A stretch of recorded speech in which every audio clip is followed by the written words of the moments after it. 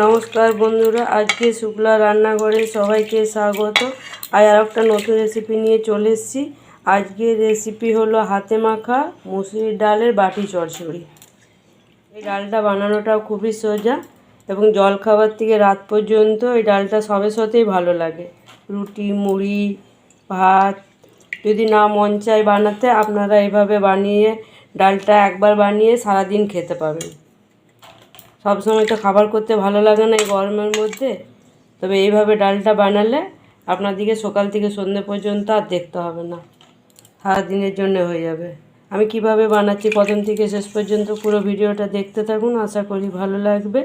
আমি সবারই প্রথমে মুসুরির ডালটাকে একটু ভিজিয়ে রেখে দিয়েছিলাম 6-7 মিনিটের মতো, তারপর ভালো করে ধুয়ে নিচ্ছি। যে মুসুরির ডালের পাউডারগুলো আছে ভালোভাবে চলে যাবে। তাহলে ডালটা আমার খুব ভালো করে ধোয়া হয়ে গেছে। এবার জলটাকে ঝরিয়ে নেব। মুসুরির ডালের বাটি চচ্চড়ির জন্যে পেঁয়াজের খোসাগুলোকে ছাড়িয়ে রেখে দিয়েছিলাম আগের থেকে। এইভাবে পেঁয়াজগুলো আমি একটু লম্বা লম্বা করে কেটে নেব। পেঁয়াজটাকে এইভাবে আমি লম্বা লম্বা করে একটু কেটে নিলাম। এইভাবে একটু হাতে চাপ দিয়ে দেবো, তাহলে পেঁয়াজের পাপড়িগুলো খুলে যাবে। এবারে কেটে নেব আলুটাকে। আমি আলুটার খোসাটাকে আগের থেকে আমি ছাড়িয়ে নিয়েছিলাম। এইভাবে আলু ভাজার মতো করে কেটে নেব। তবে এইভাবে লম্বা লম্বা করে কেটে নেব। কেটে জলের মধ্যে দিয়ে দিচ্ছি, তাহলে কালো হবে না আলুটা। টমেটোটাকেও আমি কেটে নেব।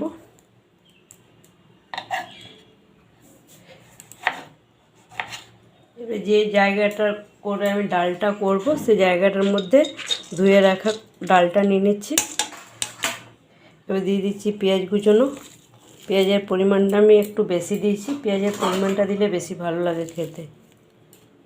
দিয়ে দিচ্ছি আলুটা, দিয়ে দিচ্ছি ঝালের জন্য কাঁচা লঙ্কা, দিয়ে দিচ্ছি টমেটো কুচনোটা, আর দিয়ে দিচ্ছি পরিমাণ মতো নুন,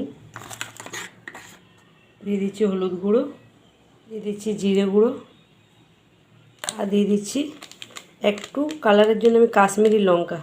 আপনারা চাইলে ঝাল লঙ্কা গুঁড়ো দিতে পারেন, তবে আমি ঝাল লঙ্কা গুঁড়ো ব্যবহার করছি না। 2 চামচের মতো তেল, সরষের তেল। এবার সব উপকরণগুলো ভালো করে মেখে নেব। এমনভাবে মাখতে হবে যেন সব নরম হয়ে যায়। এইভাবে বেশ কিছুক্ষণ সময় ধরে ধরে আমি মেখে নেব। আমার মাখা হয়ে গেছে। এবার আমি অল্প পরিমাণ জল দিয়ে দিচ্ছি সিদ্ধ হওয়ার মতো। তো ভালো করে আবারও নেড়ে চেড়ে আমি মিশিয়ে দিলাম। এবার গ্যাসটা জ্বেলে নিচ্ছি, কড়াইটাকে চাপিয়ে দিচ্ছি। এই গ্যাসটাকে বাড়িয়ে আমি ডালটাকে ফুটিয়ে নিলাম। এবারে লো টু মিডিয়ামে করে গ্যাসটাকে রেখে দেবো। তারপর ঢাকা দিয়ে আমি ভালো করে সিদ্ধ করে নেবো কম আঁচ করে। ঢাকাটা খুলে দেখে নিচ্ছি। এবার আলুটা সিদ্ধ হয়ে গেছে, ডালের কলাইটাও সিদ্ধ হয়ে গেছে। তবে খুব বেশি সিদ্ধ করলে এটা ভালো লাগবে না, একটু দানা দানা থাকলে বেশি ভালো লাগবে খেতে। আর ওই জলেই আমার সিদ্ধ হয়ে গেছে। 2 কাপের মতো হয়তো জল দিয়েছিলাম। যেহেতু আমি গ্যাসটাকে কমিয়ে রেখেছি, কমিয়ে রাখলে ভালো সিদ্ধটা হয়ে যায় আর জলটাও কমে না।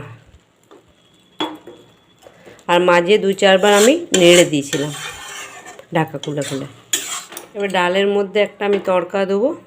এর জন্য একটা ডাবু নিয়ে নিয়েছি।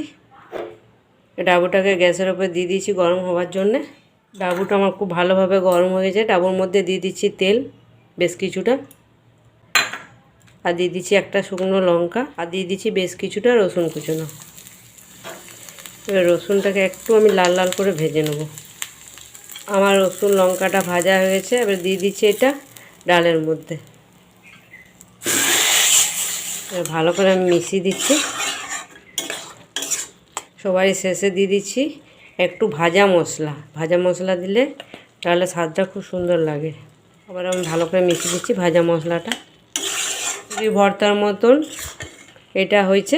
এটা ভাতের সাথে খেতেও ভালো লাগবে, এটা রুটির সাথেও ভালো লাগবে, এবং কি এটা মুড়ির সাথে মেখেও খেতেও ভালো লাগবে।